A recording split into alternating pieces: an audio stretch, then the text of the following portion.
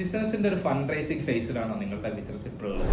അങ്ങനെയാണെങ്കിൽ നിങ്ങൾ ഫസ്റ്റ് എപ്പോഴും നമ്മൾ ശ്രദ്ധിക്കേണ്ടത് നമ്മുടെ ബിസിനസ് ഏത് സ്റ്റേജിലാണ്, ഏത് ഫേസിലാണ് നമ്മൾ ഐഡന്റിഫൈ ചെയ്യുക എന്നുള്ളതാണ്.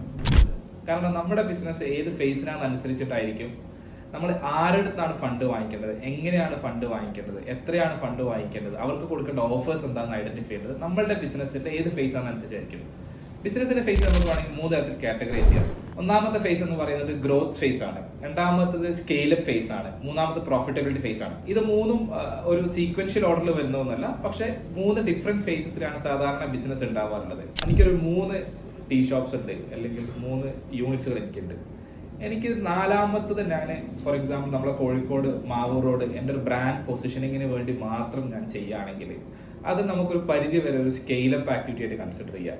ഇപ്പോൾ 4ാമത്തെ എൻ്റെ ഷോപ്പ് ഞാൻ തുടങ്ങുന്നത് വളരെ സ്പെസിഫിക് ആയിട്ടുള്ള പ്രോഫിറ്റ് ഓറിയന്റഡ് ആയിട്ടുള്ള ബീച്ചിലെ ഏതെങ്കിലും വളരെ കോർണർ ആണെങ്കിൽ അത് കൈൻഡ് ഓഫ് ഒരു ഗ്രോത്ത് ആക്ടിവിറ്റിയാണ്. കാരണം എന്നെ സംബന്ധിച്ചിടത്തോളം വീണ്ടും എനിക്ക് എൻ്റെ ഗ്രോത്തിന് വേണ്ടിയിട്ടാണ് ഞാൻ വീണ്ടും എൻ്റെ 4ാമത്തെ ഔട്ട്ലെറ്റ് തുടങ്ങുന്നത്.